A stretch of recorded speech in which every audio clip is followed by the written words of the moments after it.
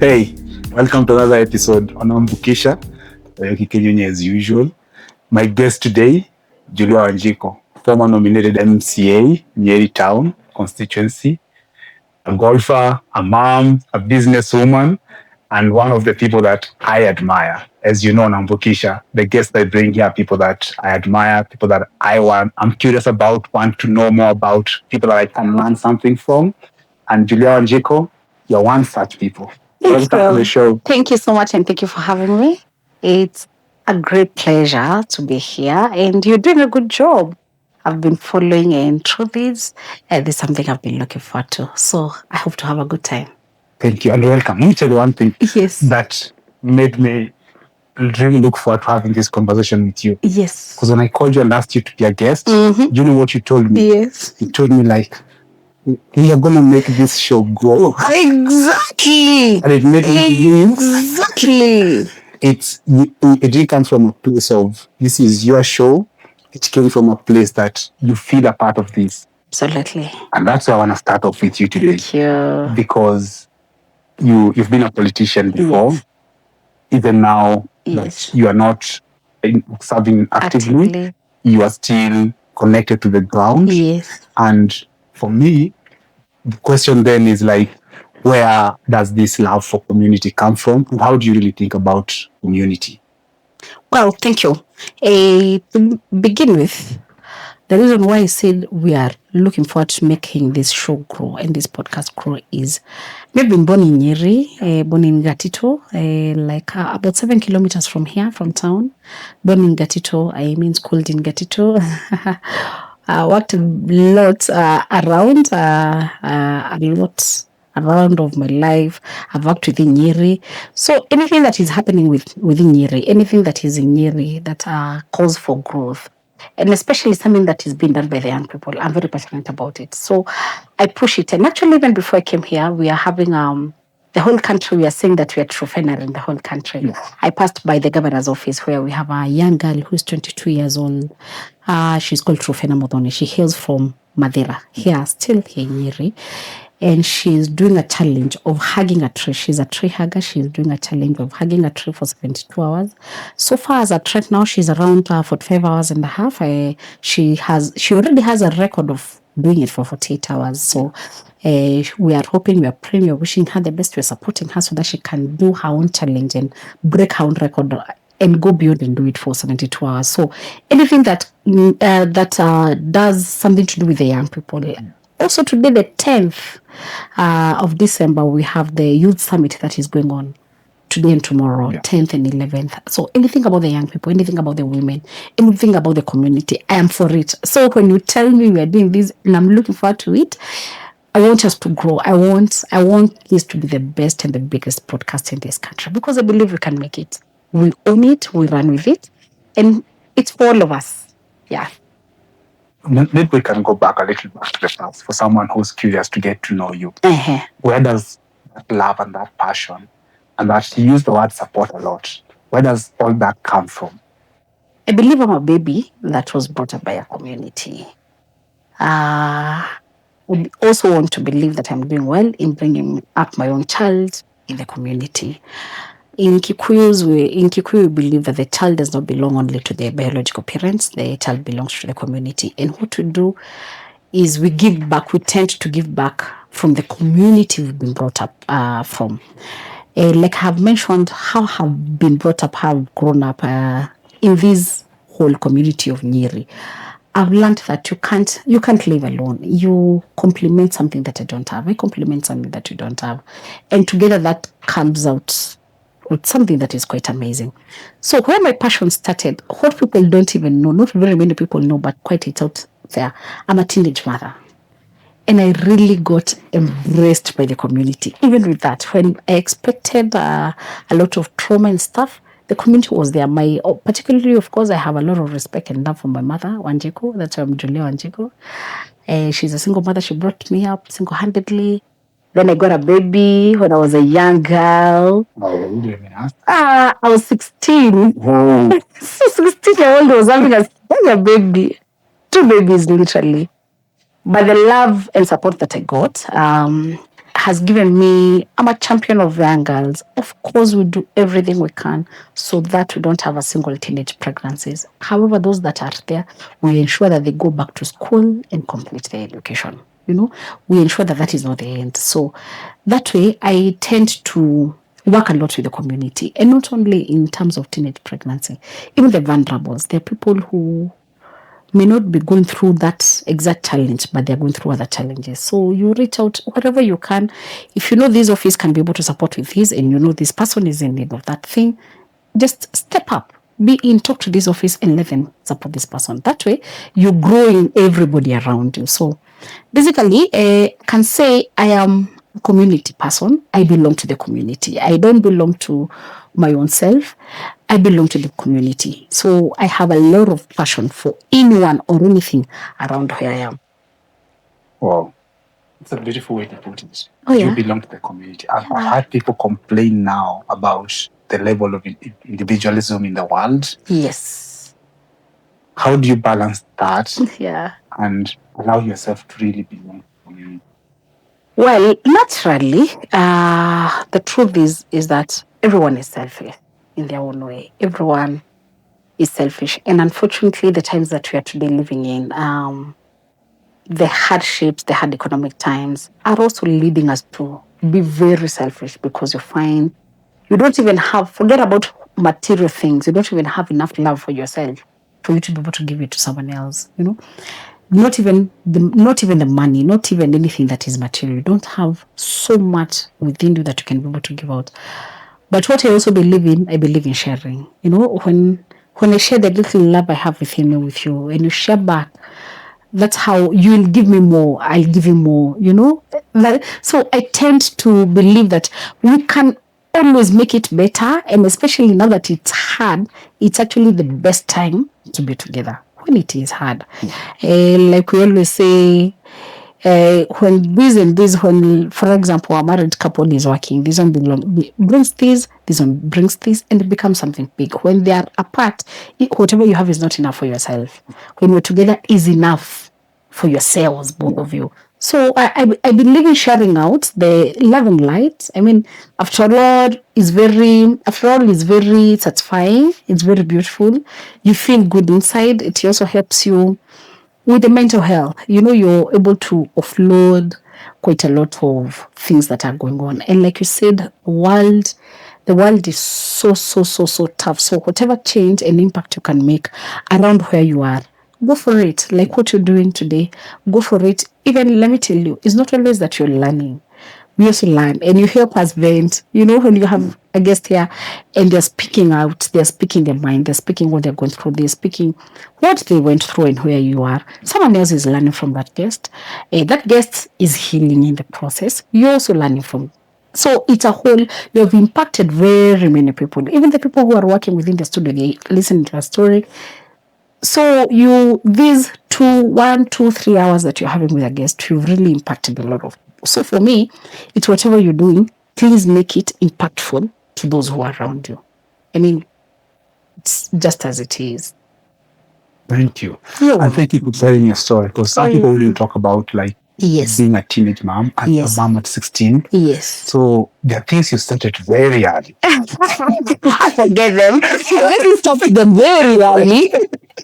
So the question then is, what was going on there, and what did you pick up, and how did you apply it now with young girls that we are trying to shepherd into adulthood without going through teenage pregnancy? Yes. How did that come to be, and what did you pick up, and how are you now using it today as you go through your affairs? Well, one thing, I thank God that I can say I'm quite a strong girl. I can blow my own trumpet on that. I am a strong girl. So even when I realized that I'm pregnant, one thing I was very clear is that was not the end of life, And of course, now at that age, everybody panics, eh? Yeah. This, not even getting shocked, panics, It's a whole different level of things. So you have peers, you have friends. Sometimes you even have relatives who will advise you that aborting is safer and better, because you save your face from the world and the shame from your family. I mean, from the church, there's so many reasons why you're given these stories. And I mean, but one thing I was very clear is that for some reason, I want to keep this baby, and now he's 20. I want to keep this baby, and I really want to go back to school. So it's kind of, we had an arrangement with myself. So we carry through the pregnancy when we're in school. We finish school. We go, we take a break, get the baby, deliver, and go back to school. However, with the girls that I speak to every time I meet them, that is not not even the right way. That is the most challenging. Not even the most challenging. That is the worst process for you to get pregnant at that age. Please do not get pregnant at that age. Take care of yourself. Know what to do. Know what not to do. From the lessons that I learned myself, I speak out of my own experience. So when I tell a girl that I know what I'm saying, when I am saying, as compared to someone else who is telling them who has never gone through it, I mean, you will even see the audience, they're listening. They tend to listen to this one who is telling us it is bad, and who is also telling them it is bad but has not gone through it. Of course, we appreciate and we love everybody who is coming on board to come and try and make sure we don't have any case of teenage pregnancy. Actually, we believe we can have 0 cases, if we can only take it up. So as I speak to the girls and I talk to them and I encourage them and I tell them, no, wait, and not only teenage pregnancy, it could have been something worse, Sometimes people say pregnancy is not as worse as even getting sick, It can even be something worse. So talk to them, be open. I've learned to be open with them. I've learned to be candid. And yes, like you're saying, the generation that is there today is not the generation that was even there, even our time. Things have really, these conversations I'm having them, even with girls as young as those who are in grade 7, they are quite experienced and they are quite exposed to a lot of things. And since that is where the world is, we only now have to adjust and now come and make sure that we stop every case that can come of such. How do we do it? How do we talk to them? How we talk to them? What we tell them? You make them understand. Even nowadays, unlike our mothers and sometimes some of us, we were beaten, be told not to do something. Even today, it's very right and good to beat a child. However, nowadays, it's easier, they get it more when you talk to them. You tell them, if you do this will happen. Do you want this to happen? The moment they realize they don't want that to happen, that's okay. But if you find them doing something, you just hate them, tomorrow they know that is what you'll do. So they'll do the same thing, expect to be beaten. Yeah. So it's getting to a point where we are now having conversations. We are now moving from the beatings that are beatings to now, of course, you have to keep disciplining your child. Sometimes it takes the cane, but more of talking. I have relatives and I have children around me, and for sure, every time I beat them, the reaction is different from when I talk to them. When I talk to them, trust me, they always remember, Auntie said you can't do this and this because of this. You beat them. The moment they stop feeling pain, the story is done. Tomorrow they will do the same thing. You come and beat them. They stop feeling pain. They do the same thing. But the moment they understand, they internalize and understand the reason why you're not supposed to do this is because of this and this. It's a whole difference. So it's parenting that is different. I mean, even speaking to these girls is also another form of parenting. I'm their big sister. I'm their mother. So I can be able to speak to them and tell them, no, it's this bad. It is this bad. They understand. They live from where they are. They come to your place and they understand. And you'll go a journey with them. And it's beautiful. I can tell you again, it's fulfilling. Yeah. Sounds like you're an amazing parent now. How was it like parenting when you were 16? I'm a grown man, and I can say for a fact, one of the hardest challenges in my life is parenting. Just like, I know. How was it like for a 16-year-old girl, and how did you get through that phase? Me and my child were both parented by our mother, by my mom, Wanjiku. So she's always a big up mama. So she did a lot of it. The truth is, I didn't do.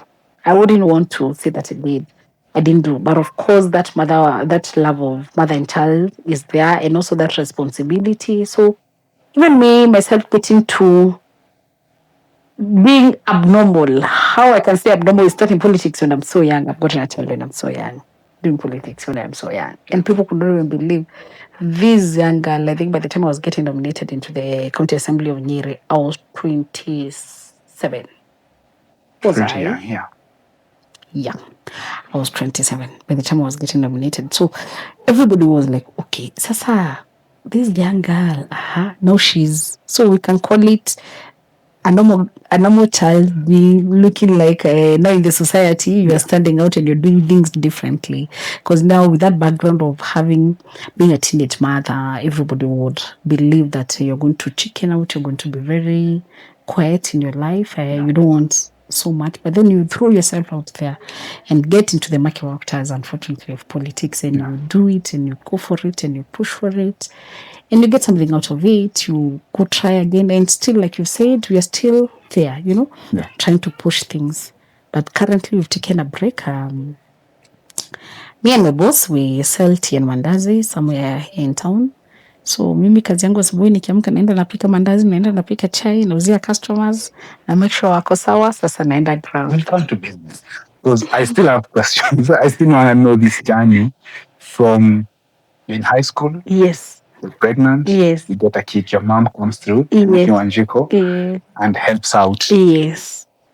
But then 27 in politics. Yes. So at this point when you are in high school, was it always your dream to go into politics? Did you have any career ambitions outside politics, or was it a dream? How did you end up 27 in the county assembly? Let me say, when I was in school, at no point was I sure and clear that I was going to do politics, that my career, I'll be a politician. No.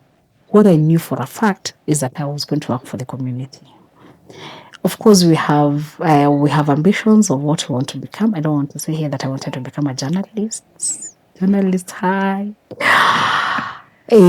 So I was sure I wanted to do journalism, and the journalism I wanted to do is more of activism. Speaking out and doing investigation stories for people who need help in the community. So after I cleared high school, tertiary education, kutoka hapo now I start hustling, because remember I have another responsibility that I've now realized is a responsibility when I'm still at 16. So my mind has always been a hustling mind all through, hustling mind all through. So starting off, I've been employed before, so it's not like I really started in politics. I was employed. I was working as an office administrator in some real estate company. I couldn't settle pretty much because I felt that is not it. I mean, really, I could get into issues with my boss, because actually what used to happen every Thursday in the evening, that was in Nairobi, I could leave work, come to Nyeri, Friday, Saturday, Sunday, not to do anything else but to do politics. Go back to Nairobi on Monday in the morning. There are mathres that live Nyeri at around 3. Yeah. The ones that goes to pick Mizigoko, Gikomba, Wapi, Nini. So me used to do. They pick me up outside my mom's house at 3. So by the time my boss is getting to work at 7, I'm already set in the office. So I did that. An amazing job, an amazing experience. I mean, really, I learned a lot. It really helped me settle a bit in life and also take care of my child and my family. However, I knew where I want to end up.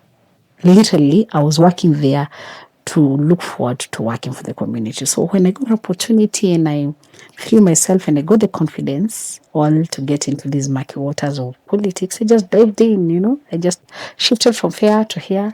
And even they themselves could not believe. Yeah.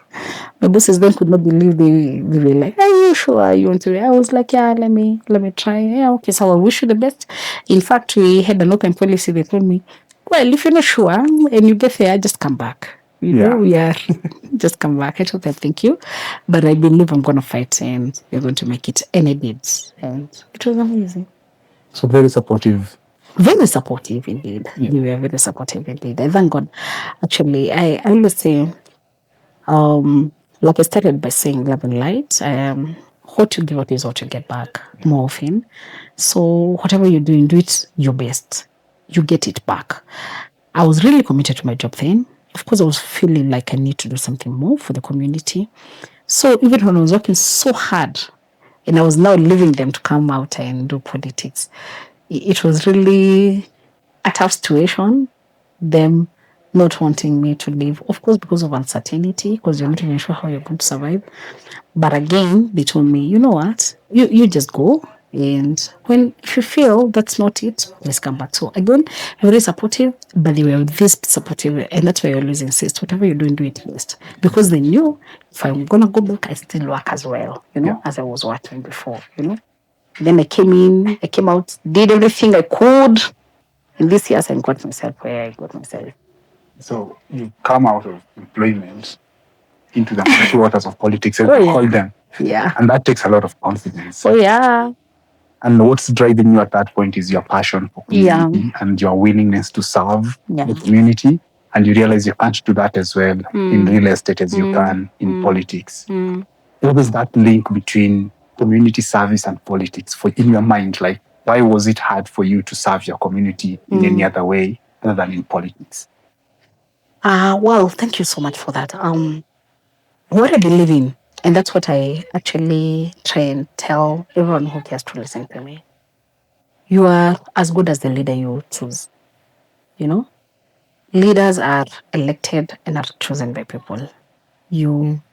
Someone comes and convinces you what they want to do. You listen to them.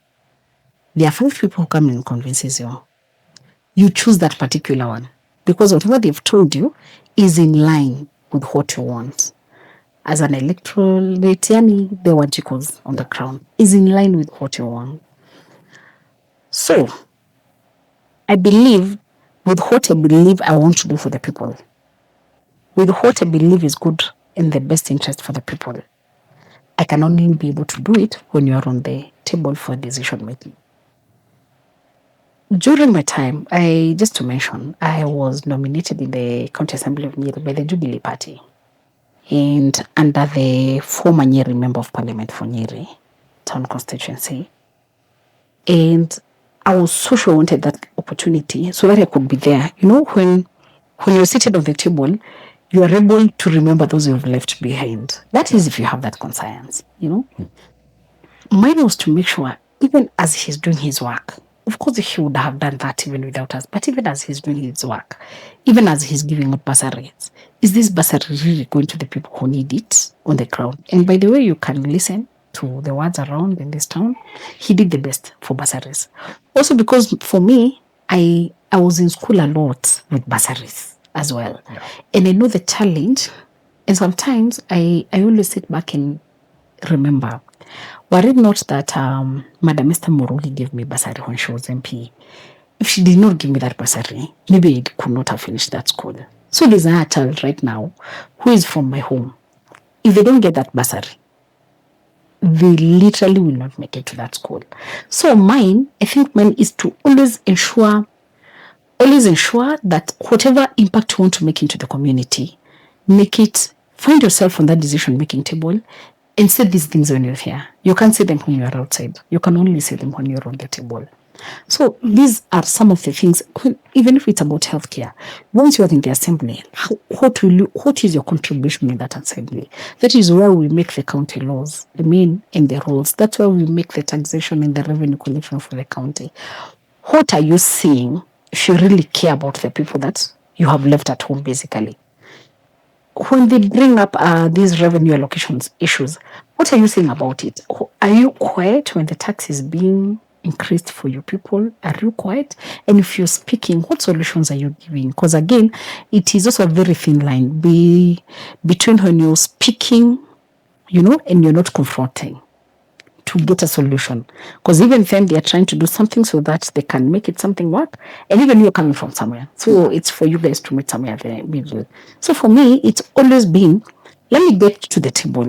And these things that I'm thinking they are supposed to be done, I try and do them when I'm there. And when you're there, you also now learn to listen to the people you've left. They keep telling you, no, this is not what you want. Because sometimes, probably you're going to build roads for people who what they need is healthcare. You're building roads for people who what at that particular time they need is a street light so that they can be able to be closing their shops and their markets and their circles late and go home safe. But then you're so carried away with maraming a road and they're saying it's not as bad. Yeah. But what we need right now is here. they're saying the road is good, the street lights are there, but what we need is we need medicine in this health center. So sometimes you really have to sit on top of that table, literally, not even on the side on top of that table and set these things and push for these agendas. That way you also feel nice that you've represented the people, rather the constituency you have, you feel good about it. You're able to articulate their issues. Literally, every person who is elected or who is specially elected or elected, either way, is elected to represent a constituency. What matters is, do you feel like you've done enough for your people? Do you feel like you've done the right thing? What is your conscience telling you about it? Wow. We're going to take a break. When we come back, we're going to continue to hear more from Julia. I'm learning a lot about taking a seat on the table. That is something that we are encouraged to do. Oh, yeah. And it's something that doesn't come naturally to most people. So I want to hear more about what it takes to come up and decide, I want to have a seat on the table. When we come back, Julia. Welcome back. When we took a break, we were talking about taking a seat at the table. Julia, this is something I've actually read books like Sheryl Sandberg's Leaning, just trying to learn how to take a seat at the table. By 27, you had a seat in one of the biggest tables. Like, where did you get that? Where did that come from? Like, I must be on that table, and when you get there, you're going to speak. Well, quite interesting.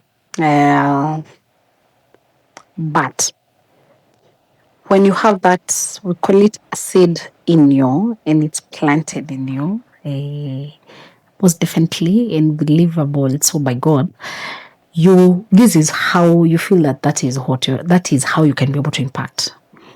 Of course, it's not easy. For you to get onto that table, having that seat, that the seat is created and you're sitting there, it's a lot of fights. You go through a lot. Yeah, when you hear politicians say they go through a lot, they go through a lot. Phone trolling on social media. Sometimes it even gets physical. When you're out there campaigning and then your opponents feel like you're really a threat. It's really, when they call it a dirty game, unfortunately, it's really a dirty game. So it's not easy getting there. Nothing is not easy. But what encourages me and gives me confidence is that even if not politics, nothing is easy in life. Even those of you who are not in politics, in your own lives and in your own spaces, there are challenges you go through. So whenever these challenges come up, I face them with a conviction of, even if this is not it, whatever else I'll be doing, there'll still be a challenge. So let me deal with this challenge as it is, because there is no lesser challenge and more challenge. Of course, now, in politics is really, unfortunately, because there's not so many people, so the challenges are quite out there. You will wake up, you're just relaxing in your house, and then you'll see a news thing, and you're like, is it even you? Your opponent just took up and just created propaganda about you. You can't believe it. Am I this? And for sure it's nothing. So it's convincing. It's a dirty game for sure. But all in all, by the grace of God, and this is something that your faith also has to be something for you to make through politics. Don't believe that politicians are born again or are saved or are believers in Christ. But politicians actually get to where they are basically by just the grace of God. It's so tough. It's so hard. But eventually you get there. And eventually you make it. And eventually it gives in, it gives in and something comes out of it. So it's not easy. That I can say, to get onto the table. And even when you're there, you fight your way to there. Even when you're there, the other people you meet around there, they'll try. They will still try. Whatever you're saying, they don't want to listen to it and do it. You don't have to fight. You still have to keep fighting. It's really a process of you're fighting day in, day out. You're fighting day in, day out. You're fighting day in, day out. So anyway, it feels like that, and we appreciate it. We thank God that we have enough grace to carry through every day. So yeah. Nothing is easy. Even that is not easy. Even getting that nomination, I mean, really, yeah, like 4,000 people who have applied for that nomination and they want less than 10. Yeah. Very competitive. Of course. You really must be standing out and convincing. So I say hats off. It's not, nothing is easy. I mean, they're like 4,000. In me, I remember when I saw that newspaper, the people, because I think they had been published, not those who had been shortlisted. Yeah. There was a list of anyone who has applied. Anyone who has applied. I think it was nearly more than 5,000, you know. Then they shortlist, they come to around 2,000, you know. Out of that, they want 10, or at most 12. Hey, and out of that 10, they want, because usually they nominate a representative of persons living with disability, the women, youth, basically that. Yeah. And any other special interest, like the religion and stuff, maybe a Muslim or thereabout. However, even with that, so out of the 10, you're not fighting for 10, you're only probably fighting for 2 slots that are within what you are. So it's really quite competitive. And like I've just said, it's just by faith, you know, and your own conviction, and just keep fighting that you get to what you want. Nothing comes easy. I mean, even if it's outside and you're looking for a promotion, you're looking for an opportunity, you have to fight for it. So the same case applies. Yeah. Wow. I'm doing the math in my head, and that's like 0.55%. Probability. Yeah, I'm getting it. So it's very located on who. So you're like, you take it. Yeah. But then you talk about faith. Yes. And when the probabilities are that low, because faith comes in. Oh yeah, big time. Like fighting. Yeah. So that tells me Julia is a fighter. Yeah, I think that. I've only seen you smile. I've only seen you enjoy yourself. I know, Plingo. What's the fighter in you? Where does the fighting spirit in you come from? It comes from a purpose. When you're sure you want to go for that, and you believe you have God with you, go for it. You know, fight with every thread of your body. Fight with everything that you have. That's what I believe in. So, of course, people only see the smile. People only see the success. People will always remember. Will always call him Weshimu and love it. They will never really get to internalize where that actually came from and where it came from. Only you understand it. So, and of course, me being a believer of just positive person, you know, I just take in the positives. I forget about what you have to go through to get there. When that time comes, you deal with it as it is. I mean, really, we're only talking about a success. We have not even yet touched that after serving for 5 years, did I have any other ambitions of serving again? And what happened to the ambitions? You know, there is also that downward, and there is also another fighting spirit that is deep within. Do you want to do that again? You know, so basically, it's a give and take. You know, sometimes you get, sometimes you lose, sometimes you win, sometimes you lose. And it's just like in life, just like in business. Sometimes the business is good, other times the business is bad. We've seen people, business is bad, they even close it down, you know. And they open another business another time, you know. I was just reading a book from, actually, I told you I'm very passionate about people from Nyeri, a young man from Nyeri who's called Kwanza, and his book he was just launching the other day, and he said specifically that he has started more than nearly 40 businesses collapsing and starting, collapsing and restarting until he settled. So I'm trying to say that just like in business, just like in life, in all other spheres of life, you don't, when things break down, you don't give up. You know, you sit back, you re-strategize and start building up again because you know what it takes to be there. You say there's a seed planted in you. Exactly. And I can see that seed. Part of it is your fighting spirit. Oh, yeah. What else makes that seed? Like, what's that seed really? If you had to, if someone was like, let's say your son, a daughter that looks up, a niece that looks up to you, or some other girl in the community that really admires Julia. Mm-hmm. Maybe say even more than I admire you, and they're just like, I want to be like Julia. Mm-hmm. They're trying to like, what's that seed? Mm. How would you try to put that in words for them? Well, interesting, but more so, first a support system around you, and support system starts at home. I thank God I have a very loving family. I have my mom, I have my sisters, I have my sister's kids, I have my son. I think that's what really revolves around my life. And they're really supportive. You know, when I know for them, go for this, you can get it. I mean, even my own son, as young as he is, or as he has been, he knows the details of my politics, literally in every step. And sometimes he'll make a comment to encourage you, he'll make a comment to ask you whether you're sure of what you're doing, just for you to encourage and explain to him exactly what you're going through. And also the friends as well. My friends, I have a very small inner circle of friends that step up and tell you, you know what, girl, go for this, keep pushing.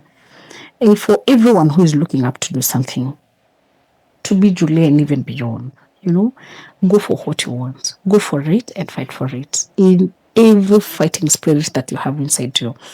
Again, going back to the girl that we were just watching this morning. That girl is only 22, Literally, I was looking at her. The truth, I don't think I can even do it for an hour. She has a fighting spirit. She's there. She's not releasing that tray. She's like this, and her hands are here. They're just playing here. They are not anywhere here. She's not giving up. Of course, as a human being, she must be very tired. She must be very exhausted. She must be very drained. But see, look at her. She's strong. That girl is even smiling for a photo, She's there, she's keeping strong. She has that seed inside her, the fighting spirit. So everybody has a fighting spirit for what it is that they do. I mean, you have a fighting spirit for what it is that you do. Everyone has a fighting spirit. Just don't give up. I mean, I believe just don't give up. When this doesn't work, it's all right. Wake up, try this. It doesn't work, try. One day, itajipa. Now lately, nimesikia form ni kutoka block. Yeah. Utatoka to block. One day, utatoka to block. Yeah. When someone tells me not to give up, yeah, I get, how do I think it? It's that's why I know times I've given up because I've held to the limit. I know. And it's just like, I can't hold my anymore. Yeah. And it's okay. And it is okay, actually. When you feel like you can't hold it. I mean, it has happened. Again, let me give a bit of experience. When I got nominated in 2017 and I served for 5 years, and my conscience tells me I served really well. In 2022, I decided I don't want to get nominated again. I want to go myself to that ground and look for votes and talk to them one by one. Unfortunately, or fortunately, this case is fortunately, but then unfortunately by then, I lost it. Where did I lose it? I did not buy under the then popular party, which was UDA. Me, I buy under Jubilee, because me believed, no, Jubilee has better ideas for this country than UDA. No. The people I was trying to talk to believed, no, UDA has better than Jubilee, And of course, not for the people and everyone, understandably so, everybody went to vote for the party. And of course, when you're not in that party, you don't get the votes. That's why I said, unfortunately, then, but unfortunately today. Now today, there's still the same people who will come and tell you, hey man, I wish we listened to you. Hey, man, I wish we elected you. Hey, because again, we don't know, but this might happen again in 2027. So you just have to keep doing what you believe in and fight in that space and fight in that spirit and fight in that line of your thoughts and try do what you need to do. So I'm telling you, well, it's a beautiful thing to have that motion. What title get nominated, that is beautiful. But there's also this other one that we are now fighting to rebuild again, We are fighting with everything that is. No, you're trying to talk to people afresh.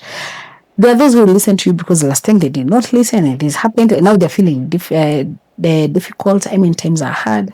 They even sing, hey man, hey man, we wish we did this. Hey man, we wish we did this. Hey man, hapa tukuenda vizuri. However, you don't give up.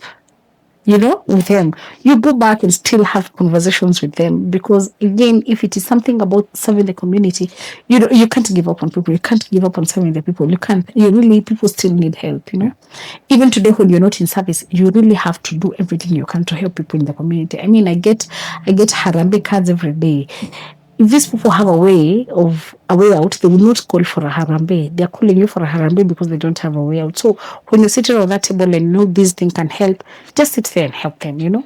And that way you will feel as good as when you're serving, you know. Yeah.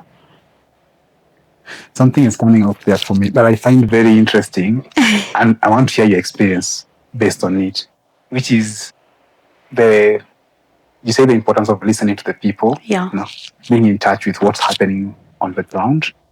And then sometimes it seems to me like, especially when politicians get elected, it becomes very hard to go back to the ground because the people on the ground have their hands out. Harambe to the leadership, and then sometimes the leadership also comes to the people like Kura, and it's like it's hard to have a conversation sometimes.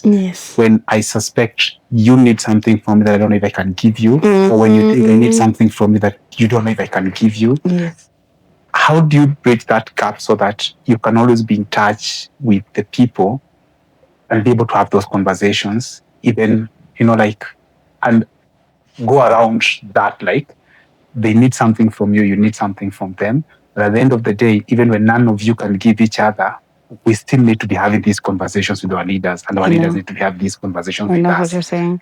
Well, how, out of experience, actually, what I've realized, there are politicians who use a lot of money, there are those who don't use a lot of money. I believe the amount of money you use is based on your social influence. What I mean by social influence is you need to be able to stay with these people to an extent that they agree that you belong to them, you know? Just like I'm in Gatitu, I mean, literally daily. So if these people will be asking me for money every day, I will not afford it. So we have to stay together until they realize we can't do this. You don't even actually have to tell them. In many places I go, and among themselves, when you get, we call them jeshi, you know, when you get there, you find the young men, they're waiting for you to, let's say you're somewhere for Mombolezi, and they're waiting for you to the gate. You will hear they themselves tell them, Apana, wachanina mheshimiwa leo alikuwa amekuja Mombolezi. So already they are starting to correct themselves. So even for this politician, that's what should happen. If you find that someone is unable to go to the ground because of money, it's because you're not going many times. You get, I mean, human beings are naturally understandable people when you try to reason with them. If I've come here for a harambe and we are trying to raise money for a certain issue, all of us, including you, all of us, including this jeshi, all of us, including these young men in the village, we are supposed to raise that money, all of us. The only difference would be probably I'll give more, you will give what you have. They will understand you belong to them. But the moment they only see you once, get that once, they will also want their fair share. And that's how it will become very expensive for you to be going to the ground every day. So me, I would believe, out of experience, the more you are with the people, the more they don't even give you that hard time. The less you are with the people, the more they give you that hard time. Because anyway, they don't get to see you. So they don't know. And again, being fair, then if you're not being seen many times, then how to maramingi, si basi utoe, you know? Yeah. You get. But me, out of experience, have actually gone to places, not once, not twice, many times. And they say, they themselves are the ones who tell each other, Aleo, in fact, tunampatia tu escort. Yeah. You know? There is a time I even used to stop at a kaboda shed and I tell them, I have my 500 here from after Simuniongeze. Yeah. They fix 300, they pick 300, they go. Because you're one of them. You know? Yeah. But the moment that you only stop there, once in a year, trust you me, you once or itarabidu metoboka. Yeah. Did you ever feel, because that's what you started with, and yes. You've gone back to. Yes. You started with, you belong to your community. Yes. And even now with some of these challenges that we see in politics and in leadership, you've gone back to belonging and belonging to the people. Yes. Is there a time when you ever felt, because I know you start off nicely, then politics, power, money, prestige. Is there a time you ever felt disconnected from the people and as though you had lost that sense of belonging with them? I'm not sure. Of course, lifestyle changes. However, what I know that I've always strived to do for my own self is to make sure that doesn't. I mean, I used to go to the same church that I used to go when I was growing up. I've grown up in PCA Gatitu. Up to today, actually, go to church at PCA Gatitu. So nothing literally would want to, I would say that change as much. Probably the only difference is that I used to do a boda to a place that is far. Today I'm driving. That's the only thing. And we were making fun with some friends of mine, and we were saying the way my car is also a community car. It's like whenever something happens in the village and you have to be called and your mom is called, hey, Julie is home. Now here you have an issue. They're not even requesting you. Yeah. Tell her to come and pick and take so and so to the hospital. Yeah. It's now an ambulance in the village. That's what it's called, belonging to the community. Such that even when you're there, you don't change. They still know that they can reach out to you. Hey, Julia is home. Julia, you're around. Then you have this and this and this happening. Rush out and do this. They're, of course, they're requesting in a good way, but they're still relating with you the way they used to relate with you. Again, it also has to do a lot with you. It is what you show.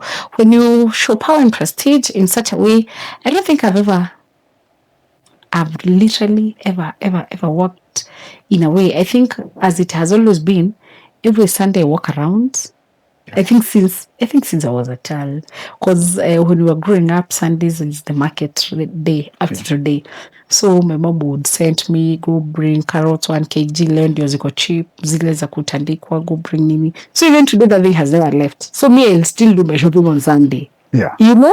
It has never, and I cannot be able to shop when you're in the car, so you have to walk around. So literally, nothing much has changed. Literally, nothing much has changed. I don't think anything much has changed. Nah. So you still feel connected and Yes. fully belonging to Yeah, I think even like today we have Mombolezi in the village. I go like any other person in the village. Actually, sometimes I go and I don't want to speak because literally I'm speaking unless I speak everywhere. Yeah. Because you have to be there on Sunday. We had Sunday school Sunday, that one at least my niece and my nephew presented. But what I'm trying to say is you can't stay out. When you belong to the community, you belong to the community fully. Like today, no, we have the Mombolezi, the Baru is tomorrow. I'm feeling, I've not been told by anyone to go. But I'm feeling, as a person who belongs to the community, I really must be able to engage with what is happening with other people's lives around. Okay. That's a beautiful thing. Yeah. It is actually. It is very beautiful. It is very fulfilling. Out of anything else, that's what gives you hope. That's what keeps you going. That's what keeps nurturing that seed that is inside you. When when you engage with people and to the people, you feel good. And you feel you want to do this many times. I go today, I'll see something, I'll want to do it tomorrow. Stuff like that. So do you have plans to go back to them again? You're still my people. I'm still yours. Absolutely. People keep saying that once you start doing politics, which is true, you don't want to stop doing politics. I mean, even today, we are still somewhere. As me, I always say, I'm a no-term. Yes. I'm not a one-term, I'm not a two-term, I am a no-term. So don't worry, you're sure it's safe. The reason why I say about no term is because now you hear me Ren under Jubilee. Yeah. Now our candidate passed on Bona. So as we don't even have a term. True. So as we are no term, we are not in 1 term, we are not in 2 terms. So and basically, of course, I'll go back and do that and more so try to engage the people. Now try to have conversations with him. I mean, really, you believe this. Me, I believed Baba was the best. They believed otherwise. Have I changed my belief, or do I join them in now where they are? That's also something that keeps growing. You wake up, you decide to do this. You wake up, you decide to do this, based on what the people want. But basically and fundamentally, never forget that you're there to serve the people in whatever capacity you have. You don't have to be elected to serve the people. I don't have to be elected to go and support something that is happening in the community. When you're elected, you're better because certainly you're sitting on the table, like I said again, so you're able to take resources for your people. But even wherever you are, make a difference with what you have. You can never really have enough for you to say that this is, now you have enough, now you can go. But yeah, we'll have to go back. 2027 we are coming. And it's you mentioned Baba. I know. You're still mourning. No one can stop reggae. You're still Baba is gone. Yeah. He was the DJ for reggae. How do you think the reggae is gonna go on without Baba? I feel first it will be boring. Anyway, I think since our time, and I believe even in your time, we have never experienced politics without Baba. No. This will be the first election without Baba. So we are all watching and looking to see how it's going to go.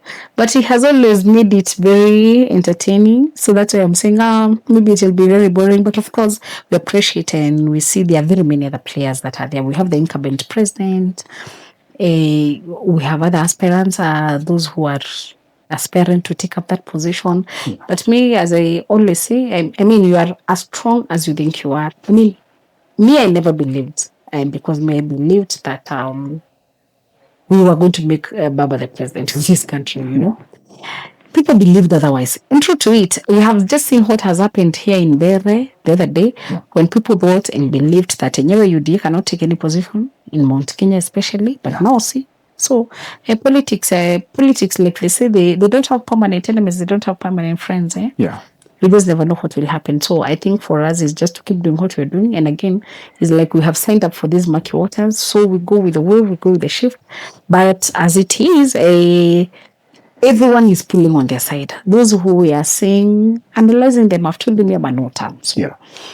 When you analyze those who are saying one term, they are essentially saying two terms, because what they are doing is saying, when you take us in, you know they will want to go for two terms. Yeah. So those who are saying one term are essentially saying two terms.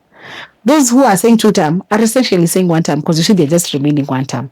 So for me, it's just watching them and wishing everybody their very level best. Yeah. But also people have to be selfish. I started by saying that one has to be very selfish. And even those people who are going to elections has to be very selfish to know, who do you want? What do you want? What changes do I want to see in this country? And if they're there, are they with electing someone different? Will that be better or worse? You know, as opposed to someone who is there to continue. It is a question that everyone should ask themselves. Yeah. You know, be selfish with yourself. Just be selfish and elect selfishly. Say, this is working, so I want this to continue working. This is not working, so because of this, I will not do this. Be selfish with yourself. Even as you're electing that leader, I started by saying, you are as good as the leader you elect. Yeah. So sometimes, as me just watch those who elected Ruto, I'm like, but you're the ones who elected him. You people, you told us. I mean, really, even you're the ones. Yeah. He's as good as you, so you can't complain. And what makes you think the other one is better? You know, so... Yeah. I tend to manage politics a lot, especially when I'm doing this podcast, but it is there, and people have to be selfish when they're electing. You are as good as your leader. Wake up and elect the person who you feel will represent you the best. Sometimes it is not 100%, but if someone is at 70, give them a chance and keep correcting them. Thank you. That's politics from someone who has real experience in politics, someone who knows how competitive it can be, someone who has a fighting spirit, and someone who has had a seat at the table and made decisions for the good of her people. And when we come back, we talk about business, family, life. This is a multi-dimensional part. So that politics, just one dimension. Then we're going to look into other aspects of Julia. And I hope you find them as interesting and exciting. Welcome back. We've heard a lot about politics. Now I want to hear more about being a human being, business, being a mom, and taking care of yourself. And what else is going on in your life right now, Julia? Besides golf, or even golf too.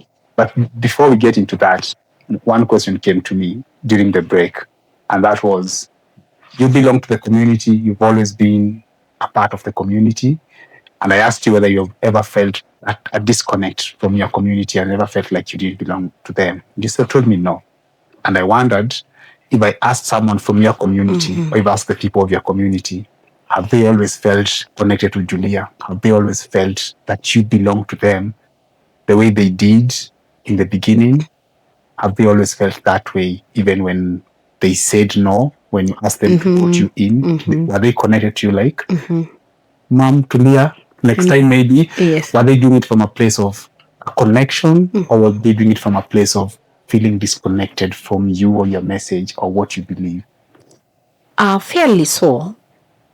I always believe there is a reason why someone will do what they've done. And when they say no, when you've requested them for something, they will not tell you no on the face, they'll tell you no in the ballot. When they say no, they're trying to say whatever you're telling us is not convincing. Whatever you're telling us, you as a person, we don't have an issue with you. We understand you, we know you, we've dealt with you. But whatever you're telling us about this particular issue is not connecting with us, is not relating with us.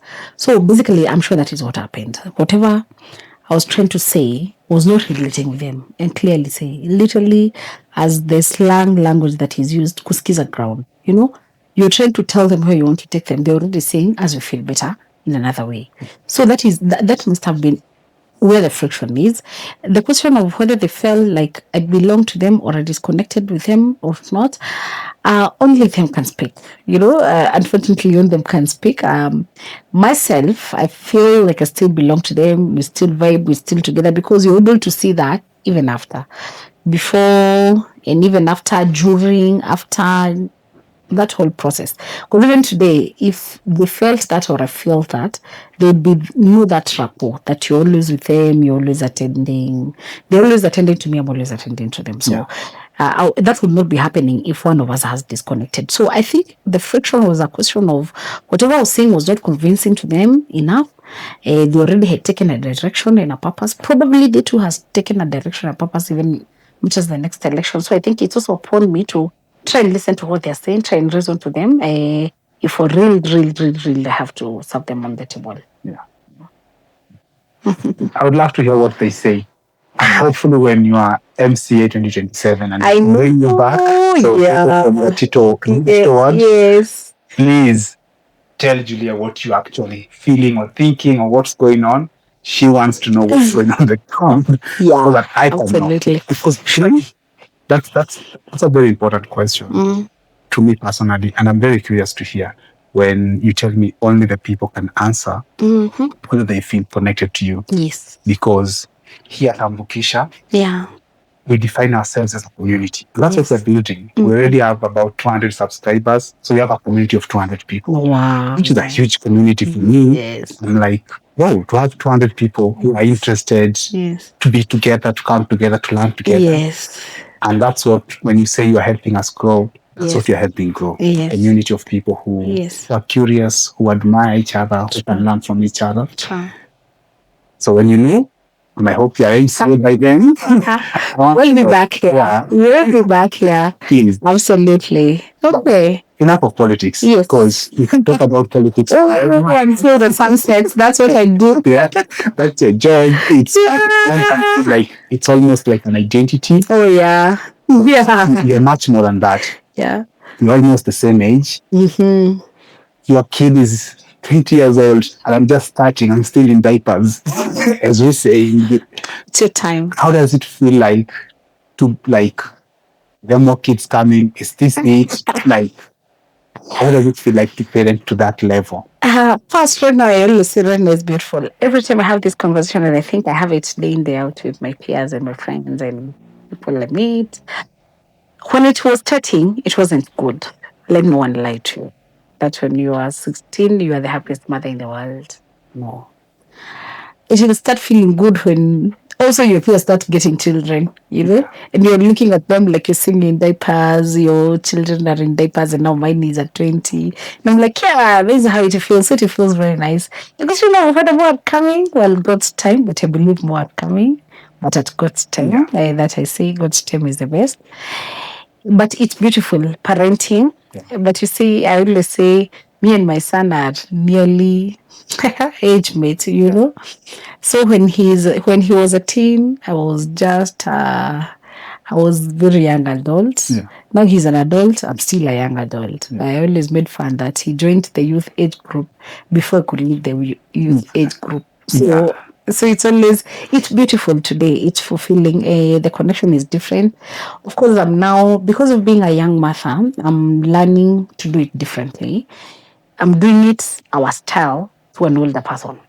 You're doing it our style to a younger person. So I believe he's the one who gets all the good things, He's my mom would listen. My mom would listen because she has gone through this. She's doing this. So I listen to him more. and we are able to relate a lot. Because, well, of course, we have a needs difference, but not that of a parent and a child. Yeah. That does not change the fact that I'm his mother and he's my child. But now, when we're talking about children, me and my friends, we are somewhere seated and we're saying, I'm like, well, okay. Someone is curious to know, they don't know. Oh, how old is your child? Yeah. But they're expecting I tell them 5, 8, 6. Yeah. I'm like 20. He the faces the gates. Yeah. Now from there, conversations start. And I think I love it. I love it today. I love it. And it's absolutely beautiful bringing up that young man. Parenting advice for people who are still in diapers. Do your best. Do your way. Do your best. Be friends with your child. Yeah. Especially. Be friends with your child first so that they're able to learn to run to you whenever they have something big or small. The good or bad. The way you learn to your bestie when you have something good, when you have something bad, be the first person to be friends with your child. Understand him. Understand what they love nurturing when they are young. He loves football. I'm not sure I'm in football. He loves drawing a lot. Lately, that is what we have discovered, that we both had not discovered. So you can say be friends with your child first. Let them be. When they get home, they want to see you. When you get home, you want to see them. When they wake up, they want to talk to you. For me, it's different because now he has to call me because he's in campus. But it's something he's looking forward to, waking up to speak to mommy during the day. During the break, I can check my phone. I can say he's already tried calling. Yeah. I believe I'll call him back before the day ends. He'll call me. So, meaning we are engaging in whatever is happening around him. I think as he was telling me he was doing some project or something. So we're able to converse. You're able to catch anything that could go off with your child as early as you can notice the difference in tabias and the behaviors. You're able to say, this child is not behaving kawaida. What could be happening? And true to it, anytime you ask, something is happening. I've seen something is going off. I'll ask. You'll get an answer. You'll get a close answer to what you thought it is, you know. That kind of discipline trying to grow because children are children. That can deal with it immediately. Don't wait. I don't believe in the excuse of this just a child. Deal with it at that level. Of course, you don't use a hammer to kill a mosquito. Sure. But deal with whatever indiscipline it is at that level and the way it should be dealt with. So I'm not really a perfect parent. I would not lie. I'm not really the best parent in the world, but I always believe that I do the best to be the best parent I can be for him, in whatever way, in whatever form. And provide and pray for the children. You are a believer, you are a Christian or whatever belief you believe in, teach your children the right way. I mean, even the Bible tells us that when you teach the children the right way, even when they grow up, they don't get out of it. I think that is in the book of Proverbs. I'm not sure that 20 or thereabouts. But teach your children the right way, such that even when they grow up, they don't go out of way. Yeah, I was having a conversation with a group of young guys, and the question came up of, in a generation where a lot of the promises and the stuff that we were told by our parents have not worked out for us. What do we tell our children? What is one thing that you've always tried to make sure that Felix understood also? What's the one thing you always try to make sure that your son understands?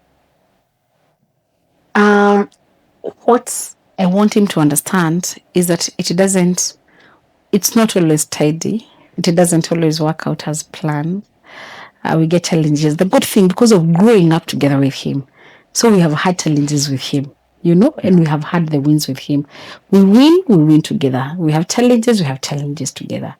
Because of us being young together, so we are growing up together. So he has come to understand and appreciate that I could have planned to do this by this time, and it doesn't always happen. Why doesn't it always happen?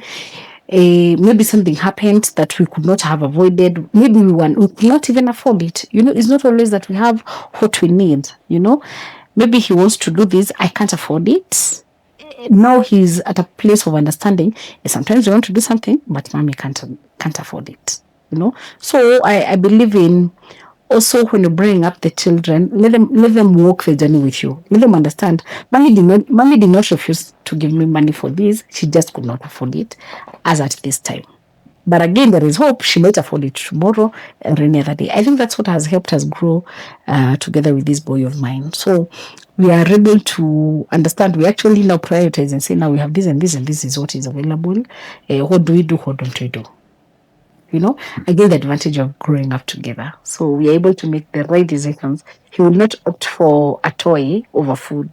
So we'll say, if we'll buy the toy, let us buy. Unfortunately, when the baby is young, we'll opt for a toy before the food. But like I'm saying, try and have as many conversations and as much as you can. Be easy and be friendly with your child. Let them sit there and speak their mind. You will pick something. I learned a lot from my son. A lot. Things first, things of their time. Second, how he would prefer some things done. That even how he changes me from thinking in a certain way and now start thinking in another way. So we always learn something. You always, maybe we always learn something from anyone and everyone. Okay. And speaking of, that's beautiful. You have a Gen Z, so that keeps you young.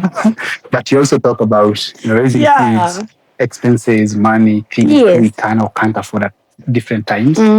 And so that you joke a lot that you sell Tina Mandazi. Yes. I know you're also a businesswoman. So maybe you can tell us a little bit about business, how you make a living, the lessons you picked up from the business side of things. What do you do? What's your business? Well, just like I want to, I don't know whether saying this is safe, but just like many other people, I've been into many businesses, some collapsing, others sustaining, others working, others not working. But I always say such is life. But I don't know if people don't believe. I mean, I am employed to sell tea and mandazi in the morning. I work in a hotel basically, and in every hotel, something that you should always expect is tea and mandazi. Of course, the menu is full, but that is, I can safely say that is what I do. However, beside that, I do supplies, a lot of supplies to corporates and government whenever opportunities arises. So I'm a jack of all trades. I literally say me I'm a hustler. Literally me. Julia, don't go there. Actually, I don't like interrupting my guests, but please, that's what someone told us, that they're hustler.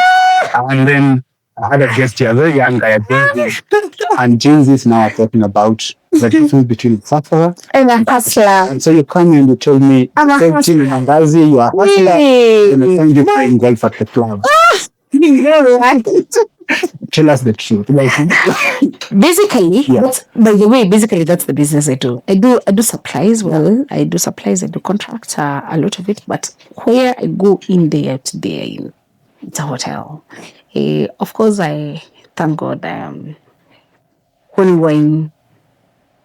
were in position, we were able to make a few investments here and there, so we were able to settle a bit and survive a bit and balance a bit life. So I do everything. Basically, I am a jack of all trades. I supply everything. Literally, I supply these flowers. I supply watches. I do literally everything. So that is what I can say. And that golf bit. People say golf is only played by people who are like this and this. Half truth, half not. Actually, I believe golf is for everyone. And I see and I have seen the Nyeri Club specifically has a very good team that is encouraging the junior golfers. So even when they're growing up, they don't grow up with our mentality. Me, I grew up with this mentality. I never imagined when I was a child that I could ever play golf, because there was that mentality.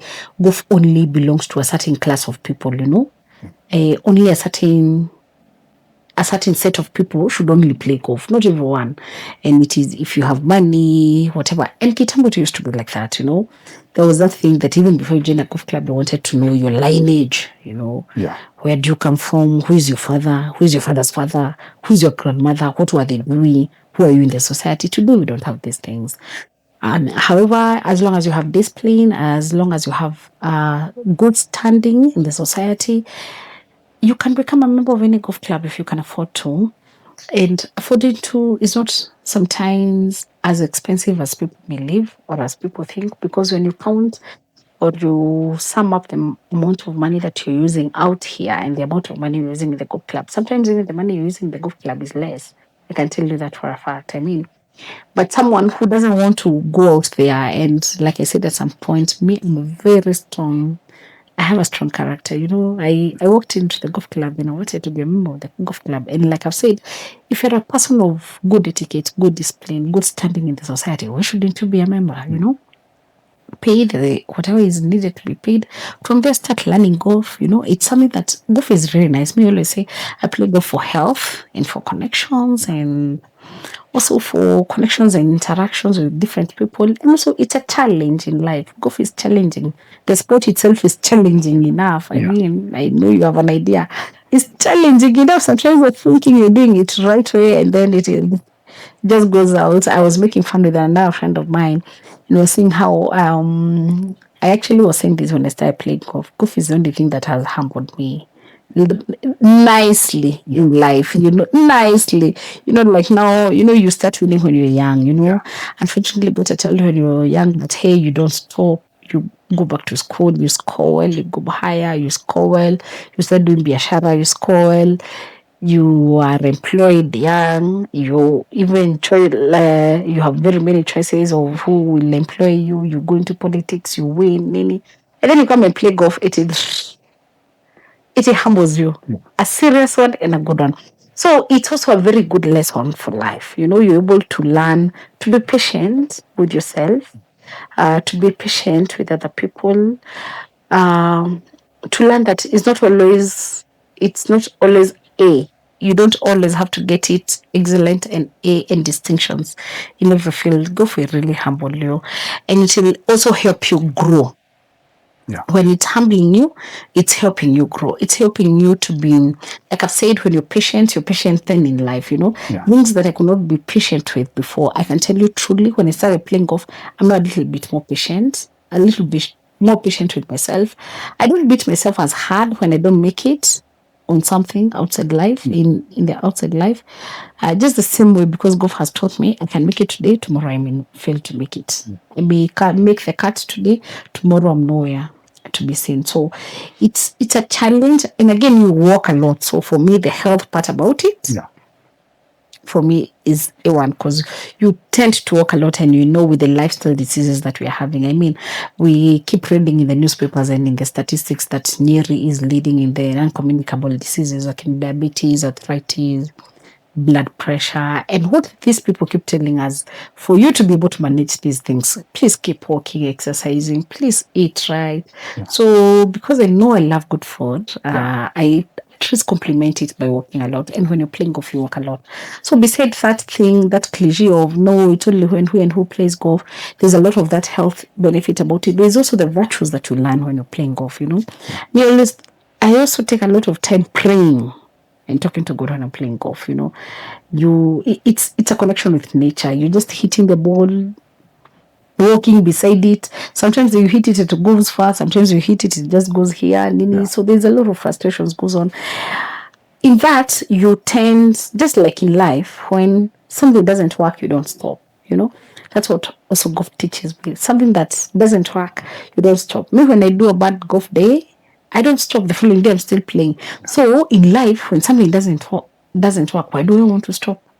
I mean, so golf is really, it's a beautiful sport, so I can say. And again, I have seen Nyeri is also on the forefront in making sure that we nurture the juniors in playing golf. Juniors of members who are people who are members there. Others, they even picking the juniors from the community. I get to understand we have kids from Gangarivi, Kandara, the students from Nyamashaki who come. Their parents doesn't have to be members of the club, but they've been given that opportunity to learn this sport. And since we have seen other juniors making a living and getting scholarships out of golf, you just don't and never know how you're going to impact this child and what golf will do to this child whose parents are not even members of the club. Maybe they'll play very good golf, they'll be taken by a certain club, and they'll get a scholarship for education. And out of that, we are going to have impacted their life. Remember, as we started, we said, whatever you do, just do it to impact a life in the community. Yeah. So for me, golf is that thing that I run to. I mean, really, I play as much as I can. Yeah, of course, everything has a cost. Those who don't play golf and they play football, there's a cost to playing football. Yeah. Those who don't play football and they do that, or the pool table, or they like drawing, or there's a cost to it. So yes, the cost could vary, could be something, but there is always a cost to something. So don't look at the cost so much. Work hard so that you can be able to have that cost, and make sure you do it. But golf, also it's connecting. You just go on the tee box, you don't know who you're playing with. Before you know it, you're playing with someone else who can help you with a certain job opportunity that is there, with a certain connection that you need. I mean, like I said, I always stand in between the people and someone who can help. So bring this person here. No. Oh, this is where you work, this is what you do. In my home, there's this and this and this. Yeah. No, there's a friend of mine, there's this and that's where you just click, just know. I mean, as great opportunities like this podcast has come from golf. So golf is quite a sport, and it's quite something. And I encourage as many people as possible join golf and play golf. Yeah. We're really passionate about golf. And the handicap has really been going down. Yeah. Okay. So that's how much fun you have when you're on the field. Yes, that's how much fun you have. But taking that handicap down, it's work. It's kibarua. But I'm very passionate about the game. Forget the handicap, forget the whatever. That essence of connecting with people, that essence of you playing with different people, different days. You also learn to embrace different cultures, because it's not always you playing with a person that you know. Actually, very rarely are you playing with someone that you know. So you tend to embrace people for who they are, and that helps you even in the outside world when you're dealing with other people. Yeah. It helps you to appreciate and acknowledge people are not always what you want them to be. Some people are tough on the course as they are in life. Just like in life, you'll meet people in your life that are a bit tough than others everywhere. I mean, that is it. So don't feel like, no, I can't do golf for this. There is absolutely no reason why one should not be playing golf. Just try, settle yourself here and there. Just go become a member of a club if you are of age. If you have a junior, let them enjoy the benefits of being a junior golfer. Actually, benefits of being a junior golfer are quite huge. I mean, quite many. I have a very personal question, so feel free not to answer this one. Keep it coming. Because when you're talking about investments and business, everywhere else in the conversation we've been talking about, Julia, I did this, I am that, I believe this. Then when you're talking about investments, you said we made investments, and my mind, of course, is like, we. You and who? You and who, Julia? Feel free but I'm not us. Well, we are there. We are there. So there's a we somewhere. We are there, yeah. We are there. We are surviving. I'm happy for you. Well, absolutely, there is a way somewhere, because we keep these things as they should be. Yeah. Everybody has a right to their privacy. Exactly. To do it however they like. It's just nice to know there's a way that you smile when you talk about. Oh, yeah. And I hope the we is watching, We, that is the support system, the we high. That's not a support system. That's a support system for a fact. That's a support system I've had for quite a time, and I am happy. I am happy in it. I'm so happy also that you agree to do this with me, and that you take this podcast as a thing that we can do together. True. Absolutely. Julia, thank you very much. This has been so awesome. Anytime. And to get to know you and connect with you at a personal level. Anytime. Thank you. All right. Thank you so much for having me. See you again sometime. And subscribe. We're going to share this in our platform. Thank you.